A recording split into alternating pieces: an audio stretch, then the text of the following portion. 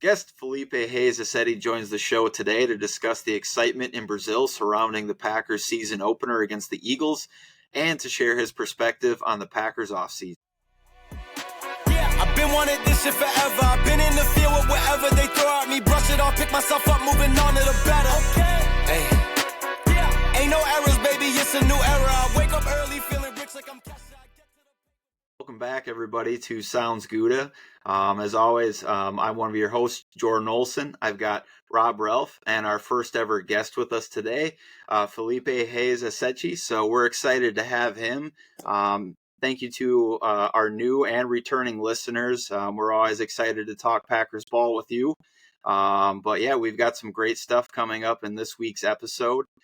We have new episodes every Thursday that drop on YouTube, Spotify, and Apple Podcasts. So with that, let's go ahead and let's start this conversation off with our guest. So welcome, Felipe. Why don't you go ahead and tell us a little bit about yourself, your background as a Packers fan and journalist?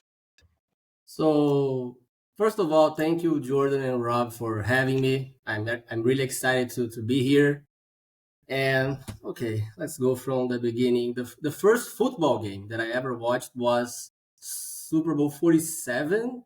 Yeah, 47, 49ers and Ravens. Okay. And cool. I watched it because my brother was starting to get into football, and he is actually to today a Niners fan. And he called me up in my bedroom, hey, come watch this game with me, you're gonna like it. Okay. And then the blackout happened, and I almost went to bed because I had to go to school the other day early.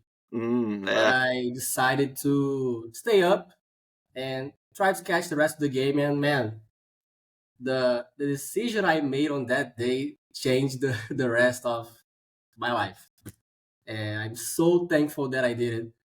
But that still doesn't relate to the Packers, and I will explain that shortly. I was almost a 49ers fan because of my brother. I was very, very close. But then I decided that I wanted to make my own choice, right? I wanted to pick my team. And I was searching for cities, players, history. And then I remember ending up with some random number 12 guy named Aaron Rodgers on YouTube, and the plays that he's made it, and I was like, this guy is not real. That's impossible. And a lot of teams think he's the boogeyman, right? You came across the boogeyman on the internet at the time, yeah. So. And that was pretty much it. I saw that guy that was like an alien, and I said, I like this guy. And truly, although I don't agree with a lot of things that Rodgers does off the field, I'm forever thankful to the player he is, because he's the guy that got me to football. So that pretty much started, and I've been watching every season. 2013, 14, I watched like not that much, but I was aware of what was happening. And 2015 from now, I'm fully committed. I do not miss a game. I watch Monday nights, Thursdays, Sunday, all the regular games. And it's really a part of who I am today, because a lot of people think it's just a sport for me, but it's something that was able to build my personality, the way how I portray myself with family, friends, people online. So it has a very deep meaning on this. And once again, I say, thank God I made that decision to watch Super Bowl 47 on 2013. And thanks. Yeah, great story. So 2014, that was the Packers Seahawks NFC Championship game. Let's not talk about that. I watched that game, and I was very depressed. Very depressed. Well, you know what? I'm impressed, though, because as somebody who was deciding to be a fan of a new franchise at that point in time, you could have been out after that game, and you weren't. You stuck. So that's the real thing right there. It's cool. Well, yeah, hard not to like Aaron and the Packers and this new era we're in. So yeah, and I mean, Uh, Obviously, we're all very excited about Jordan. I think he's the real deal. He's gonna get paid. I know we're gonna get into this later, but he's gonna get paid. Just doesn't matter how Mm-hmm. much. But I'm just enjoying this new era just as much as I enjoyed the Rodgers one. Not even if more in my case, probably. Yeah. You get to see the whole story kind of unfold for Jordan. So, Yeah. I wasn't around back in 2008 for when they made the transition to from Favre to Rodgers, but I get to watch this one and hopefully the next mm-hmm. one when Love and for Love ends up being traded to the Jets in 2038. We'll see. We'll see. You know what? If we're looking at Jordan playing in a Packers uniform until 2038, and maybe another Super Bowl and a couple playoff runs, then Yeah. we'll all be sitting here smiling at that point in time too. So Yeah, so you're I mean, you're a little bit like a transplant like I am. I mean, I originally was born and raised in Phoenix, Arizona. Didn't come to Wisconsin until 2004. Remember watching the NFC Championship game, Favre's last game, against the Giants, where he threw that pick with Jordan at my house. So you kind of had the same sort of thing where you ended up following the Packers a little bit later on in life and just kind of stuck on. And we're glad you're not a 49ers fan. We would have still loved you. My dad is. He's from Oregon, so that was the closest NFL city. But we forgive him for that. So that's pretty cool that you ended up choosing the Packers. So what is your excitement level then for you're going to the game in Brazil, which is awesome in itself, but what is your excitement level for that game? Man, when they announced that Brazil was getting a game, I legit did not believe they would beat. I think it was Madrid, and there was another city that I don't remember now, but I don't think they would have been Europe. And I was stunned. But in my mind, was like the Packers are not playing here. They played in London 2 years ago. It's not gonna happen. They don't want another game abroad, and makes perfect sense. Me as a Brazilian fan, of course, I want my team here. But thinking about the Green Bay Packers, it makes total sense for them not to want to play abroad, especially if they, of course, we didn't know at the time, but they could have ended up losing a home game. Thankfully, it did not happen. But I tried to mix during this process of December until April when they announced, because fan me wanted the game here, but professional me knew that it might be better for the Packers to play in the United States, and it was a thing for me to try to separate both sides because I don't want to become. Oh boy, I forgot the meaning of the word in English, but I wanted to keep the both sides separate. And then when they announced, I completely lost my mind, and I still kind of don't believe it. I don't believe it. It seems like Matt LaFleur this time around has taken a different approach. He seems to have embraced it. I know last time he was pretty vocal and kind of like, the NFL's making us do this. We got to go take care of business. Nobody's really having a good time. And now it seems like, hey, we're excited for the trip. We're going to go down there and take care of business. I'm hoping that new kind of mindset will allow the players to focus on the game and enjoy their experience a little bit more. So, like, what besides your own excitement, how is the country embracing this? Are most people really excited for the opportunity to host an NFL game, or what's the overall vibe down there? I mean, in our scenario, it's Packers versus Eagles, but it could have been any other team. The stadium is going to be packed. It would have been packed. It could be Browns, Jaguars, whatever. The stadium is gonna be full. The league sold the tickets this week. First on Monday, there were two separate parts. Once on Monday, and then on Thursday. It sold out in like 1 hour or less, if I'm remembering correctly. Yeah. And the thing for me, because there's going to be a lot of fans from all 32 teams, because everyone wants to attend the game, and that's reasonable. But what makes me comfortable about this game, it's not going to be an Eagles home game. I'm not Mhm. sure if it's going to be a Packers home game. There's potential to be, but we know Mhm. that's not going to be an Eagles home game because Packers fans are going to be most of it. There will be like uh 50% like Packers and neutral fans, better 75%, sorry, and maybe Mhm. 25% Eagles fans. And I know a lot of those other fans from other teams, they root for the Packers.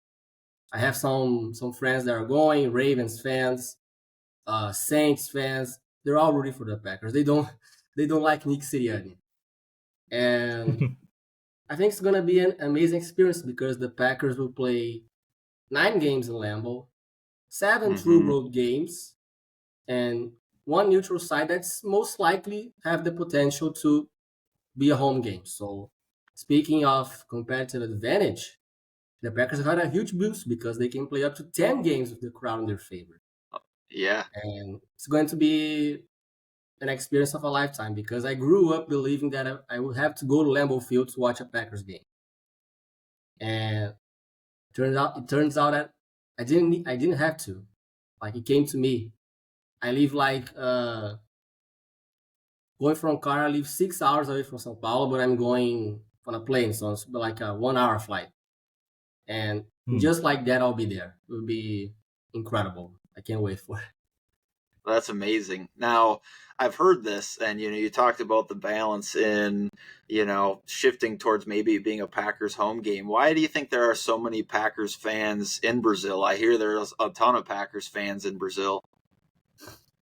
Uh, I think the colors have a little bit to do with it because of the flag, Mm-hmm. and most NFL games started being on television in the 90s, early 2000s, and the Mm-hmm. Packers were rocking at that time far. They won a Super Bowl in 96, 97, 97, 98. I'm confused now.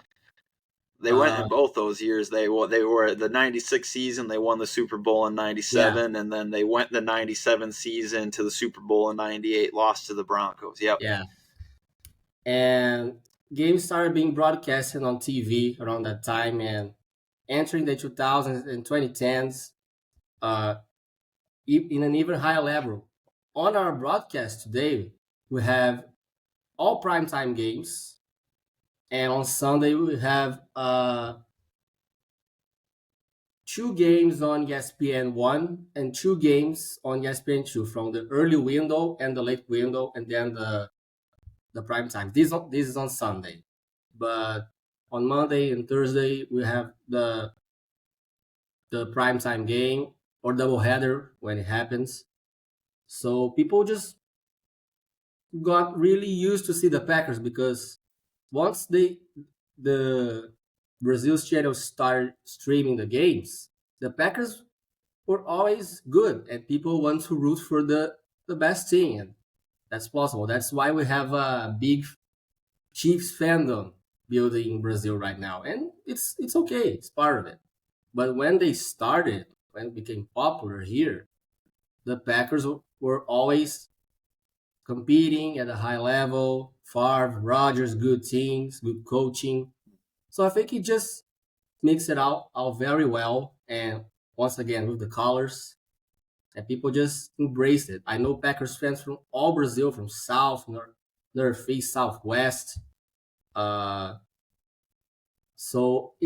when the official NFL Brazil account did a research in June, June or July 2023, and the Packers were the biggest fan base in the research, I felt completely normal because if you look at profiles on X or Twitter, for example, Uh-huh. Packers Brazil, they have like 25K.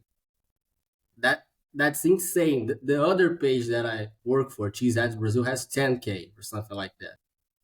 Uh-huh. That's They are probably the two of the three biggest pages in Brazil, maybe four, because the Chiefs and Patriots also have a big following, and it's understandable. But I think people, anyway, just embraced it. I love it. So, I mean, you talked about wanting to come up to Lambeau. Do you feel like you're going to make that at any point this year or maybe next year or one of these years? And if so, like what game would you want to see this year besides obviously going to the one right there in your home state? Yeah. Country. I'm trying. I don't think that I'll be able to because the city will be filled in the draft. My plan was to attend the draft in 2025. Like I have the resources. I'm smart with how I'm doing with my stuff, so I have the conditions to go. But with Green Bay not being a big city and it's going to be filled with media and stuff, I'm rethinking. I'm not giving up yet, but it's not a good track for the draft itself. However, I'm planning on going on a trip with some friends here in Brazil to Green Bay in 2025, later on the year probably. I'm not sure if I'm going to catch a game because I really despise cold weather. And but that will happen. I'm pretty confident that in the next 2 years I will be able to visit. I hope so. It's going to happen eventually. I know it's going to happen. It's just a matter of when. For sure, hit us up when you come up here. We'll make sure to outfit you in the right gear, tell you some warm spots to hang out when you get cold, so we can give you some information for sure. Please. So fascinating. You talked about colors, right? So obviously there's been a lot of misinformation about the color green being worn in that stadium. You want to share with us a little bit about that misinformation about Packers, the team, fans wearing green to that stadium, and kind of what the truth is really for our listeners?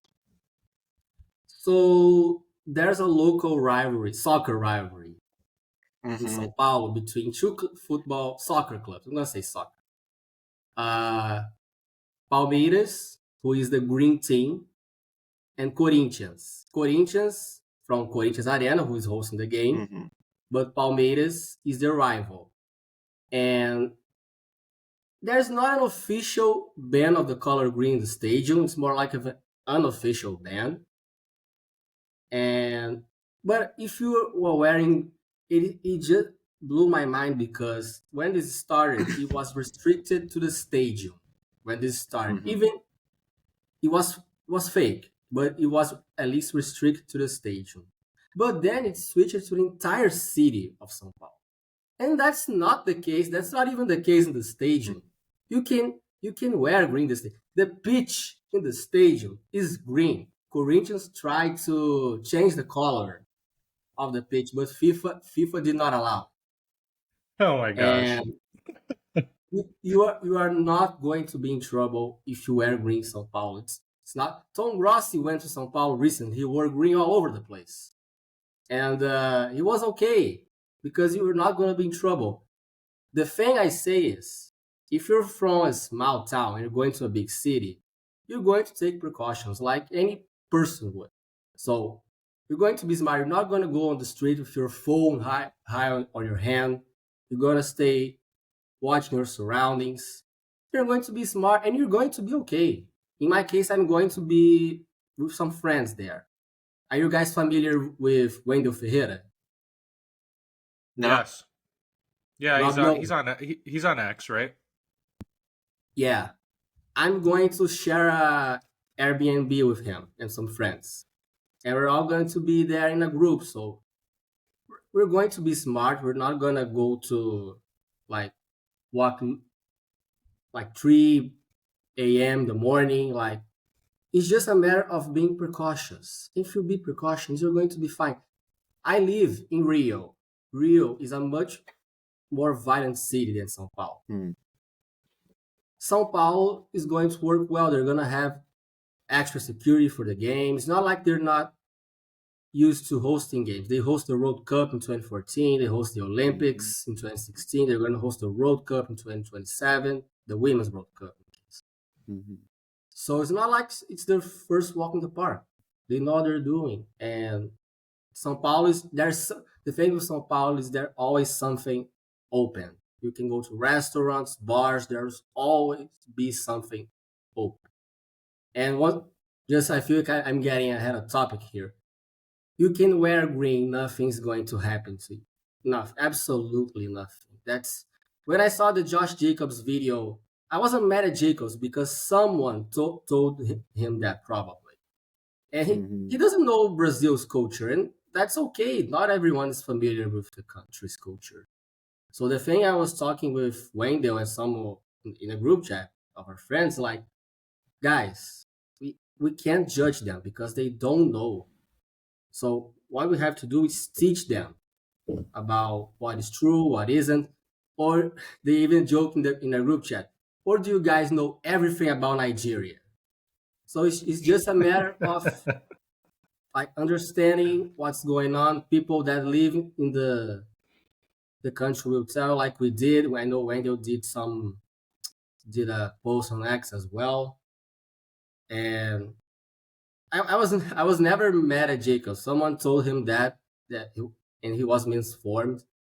But São Paulo is actually one of the safest cities in the country. It's the second safest city in the country.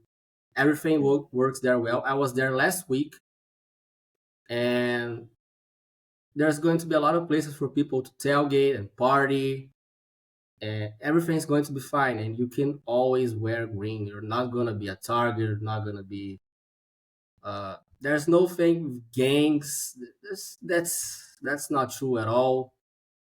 And I was really sad because that's a stereotype that some people have. And I get it because not everyone knows the country. But you can wear green. I will be there wearing green. So it's okay to wear green. No Yeah, problems. that's good to know, Felipe. I think a lot of our listeners appreciate that perspective. And one thing I really appreciate in this conversation here that I heard you say is that, it sounds to me like the people of Brazil are going to be willing to be open minded and share some of your culture and kind of help people learn the story and the ropes. And that's cool, right? Because there's a lot of closed-minded people out there, and I appreciate you guys being open to educating us and our fan base and all the visitors that you guys are going to get in Brazil. So, Well, I mean, yeah, that and like it's like any other big city, right? Go to the wrong you places got at the it. wrong time of night in the wrong situation by yourself. Yeah. USA, I don't care where you're at, you're going to run into trouble, right? So, Yeah. it's just being Milwaukee, smart. Chicago, Detroit, the three If you cities in our stay division, right? the, They're all, you find yourself into the wrong area, you're going to be in trouble, right? So, if you stay vigilant and stay aware of your surroundings, you're gonna be fine. mhm. And São Paulo is not different, like most of US big cities, like you guys just mentioned. Just be Mhm. aware and you're gonna be okay. That's not a big deal. So, yeah, we appreciate you giving us a little bit of that context too, Felipe. So coming back again too, and for the season, and I was talking about you coming up to Lambeau, and hopefully you do get to do that here at some point soon. But um, obviously, last year's first year with Love, some highs and some lows, I think, or some lows and some highs if you want to go at the beginning of the season to the end of the season. What are you most excited for this next year as far as the Packers goes? We got a brand new defensive coordinator, had some really good draft pieces. Obviously, we got Xavier McKinney from the Giants, and you were talking about it as well too. But Josh Jacobs to help spell losing our beloved Aaron Jones to the Vikings. But what are some certain things, whether that's season, player, draft, scheme, coordinators, whatever it is that you're excited for as far as the Packers go and this year? I'm curious to see the offense because it really feels like it was 2 years ago that they were running the same route concept in the same space in October last year. Mm-hmm. The game with Denver obviously comes to mind, and they did not do that at all for November, December, January. And with those guys under a season, with the playbook and the chemistry, I'm really expecting good things for the offense entering the season. I'm a little reserved about the offense, the defense. I'm sorry. I expect them to be good. I think they will be good. But we have a brand new scheme. They're switching to a 4-3 now under Jeff Hafley. I think 5 new starters at least on that defense. So it's not like they're gonna click up instantly. It's going to take some time. I don't think I don't think that should be an excuse for poor performance. But Mm-hmm. at first, maybe it's not going to be pretty. And that's okay as long as they can stick together and be playing their best football late on the year when it really matters. I think we have a chance because we have a top 10 QB. Jordan Love was probably the best QB in the league in the second half last season. Mm-hmm. And you have a guy like that, you always have a chance to win. And I'm a little curious with the special teams under the new kickoff rules, although I'm still trying to get it. That was an off-season task for me because I'm putting that on hold, but until September I will get that done. And I I have I have a feeling that we're going to see Keisha Nixon a lot on the slot this year, and I think I'm expecting good things for him. I think he's going to fly under half. He had that interception last year against Mahomes. He had a big sack against Dak Prescott in the playoff that took the Cowboys out of field goal range. So I like his awareness, but the I think Joe Barry was kind of holding the defense back, Mm-hmm. and under a new coach, I think most guys will probably benefit. We will not have like Preston Smith dropping coverage, thank God. And Oh, but overall, the Packers finished 9-8 last season. I think my early prediction for 2024 was 11-6 at worst, mm-hmm. and I don't think they're gonna be. I hope they are, but I don't think they're gonna be like a 14-win team yet. But I think at 11-6, maybe 12-5. Uh, Obviously, the NFL is unpredictable. Injuries happen. Hopefully, that doesn't affect us this year, like the biggest names positions. Mm-hmm. But I think we have a good schedule, and we get some warm weather teams like Texans, 49ers, when it's already starting to be a little cold, especially the 49ers games Dolphins on and Thanksgiving Dolphins on night, the Thanksgiving. Saints on the Monday before Christmas. Yeah, The we Dol- definitely yeah, have some favorable bounces in the schedule there. So uh yeah, one thing you talked about Jordan Love getting paid. What do you think he's going to get paid? Trevor Lawrence just got 5 years, 275 million. Do you think his contract looks like that, or do you think that number's even bigger? I think it's going to be bigger. I was more worried about the length because I take, for example, the Dak Prescott Dallas Cowboys contract situation because the Cowboys paid Mm-hmm. him a 4-year deal and they already had talks again and things apparently are not going well. So I kind of want to avoid that. I want my ideal number was six years because you get love from most of his prime. He's 25 now, and that give you so many options how to maneuver the cap if you're Brian Gutekunst. So you can spread the Yeah. money. You don't need to make so many tough decisions, although they will happen because they're gonna have to pay like Weeks and Dobbs and Reed and Watson all at the same time, and they're not going to be able to do that. And that's a problem for us in the future. But at least if we get them to a longer deal, we can mess with the cap shenanigans. But I think Love goes over the 55 average per year. and I was really hoping that they would have finalized the deal before Trevor Lawrence, and then there's now Tua, who's probably going to get a bag as well. Yeah. But I probably in a Tua's got to get couple. paid less than Trevor Lawrence for me. I think I like what you say about the years, right? Like I would love to lock him up for 5 or 6 years, and I think if Jordan Love kind of sacrifices, well, I mean it's not a sacrifice; he's getting long term security as well there. But if he's willing to say, "Hey, I'll sign a 6 year deal," I think Goody and Russ Ball are probably willing to give him a little bit. They might reset the market at 56 or 57 average annual value for getting those bonus years out of it.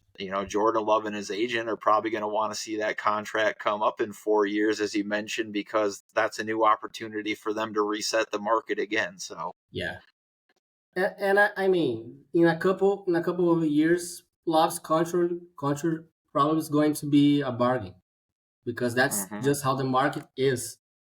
Uh, I do hope, for example, that Brock Purdy is on the line for 60 million because oh, guys, although I like Purdy more than most people, I do, but he's not worth 60 million. We all I, know. I I So agree. there's the Packers have an opportunity to put that pressure, like the Vikings did with Jefferson, now paying him, Mhm. but put pressure on other teams that will probably have to pay their QBs, like the 49ers were Mhm. head-to-head opponent on most seasons, and it's thinking about I'm thinking about the competitive advantage because if the 49ers pay that money, there goes Bosa, there goes Ayu, there goes Kittle, although Kittle's a little bit old now, but he has that influence on other teams. But Mhm. we have to deal with Jordan's contract now. It probably gets done before training camp. I hope so. I don't think he steps in training camp for a new contract, and I would not blame him one bit for it. But based on Gudik's comments, I think it gets done before training camp. Mhm. That's late July, right?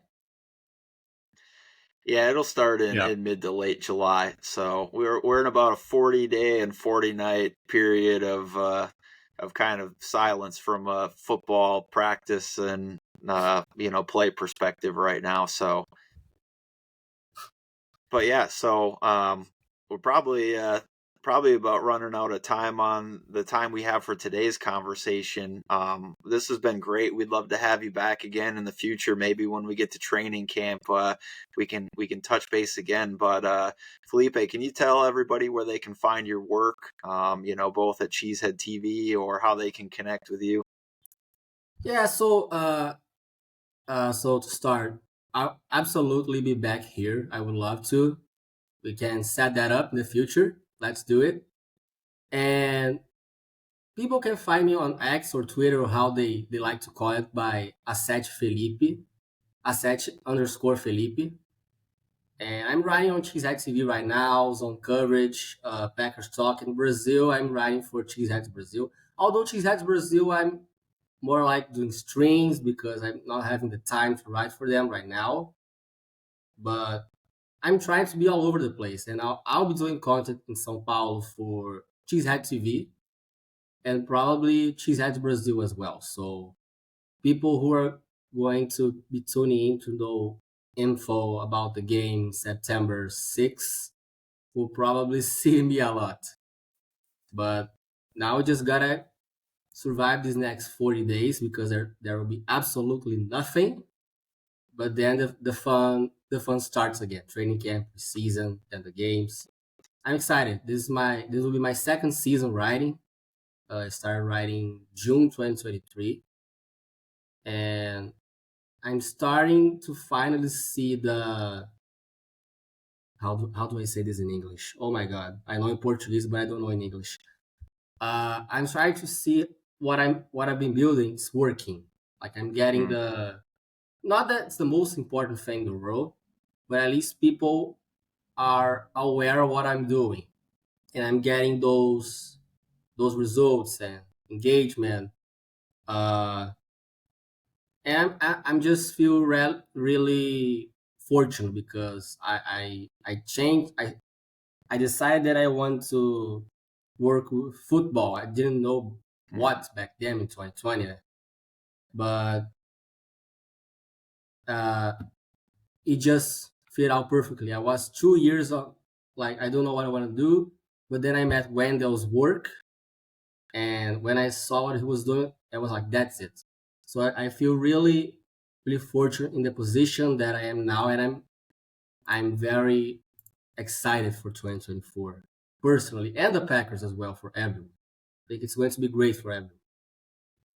Yeah, I mean, just following you, the kind of person you are, coming on and doing our first interview for, I know there's a lot of really, really good Packers content out there. So we just genuinely appreciate you coming on, giving us your perspective, and some more context into the game and your kind of background and story. And you're a true gentleman, Felipe. Seriously, we'd love to have you on again, and really appreciate everything you're able to give us today.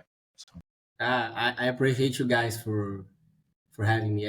I had a really, really good time today, and I will certainly be back here before, if you guys have me, before the season starts. Absolutely, I'll be back. All right. Cool. Sounds good. Thanks, Felipe. Thank you. Thanks, guys. Thanks to Felipe for joining us and the great interview and context he was able to provide us. Really enjoyed having him. I know Jordan did as well. And super excited to possibly have him on again and to talk more stuff as the season goes on, leading up to our first game for Packers in Brazil against the Eagles. So just some closing notes. Jordan Love and Adam Sedovich calling plays in minicamp.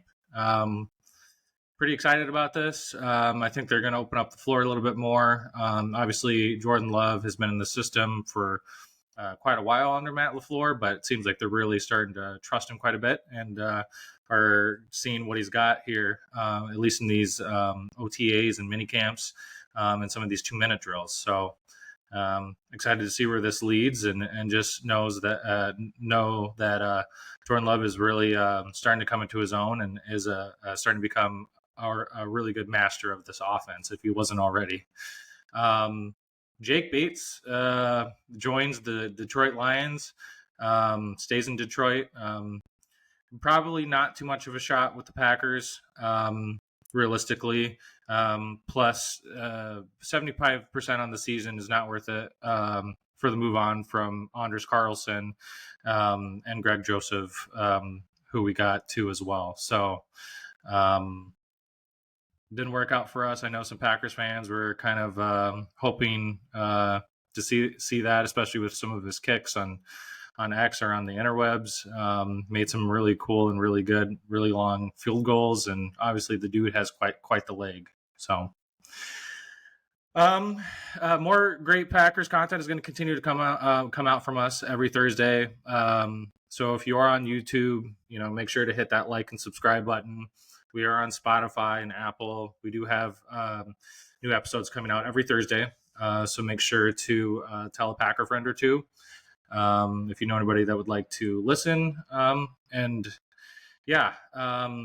We really appreciate you guys coming on and listening to this episode. Let us know what you think. And with that, have a Gouda morning, a Gouda afternoon, and a Gouda night. Thanks, Packers fans. See you later, Packers fans. Been wanting this shit forever. I've been in the field with whatever they throw at me. Brush it off, pick myself up, moving on to the better. Okay.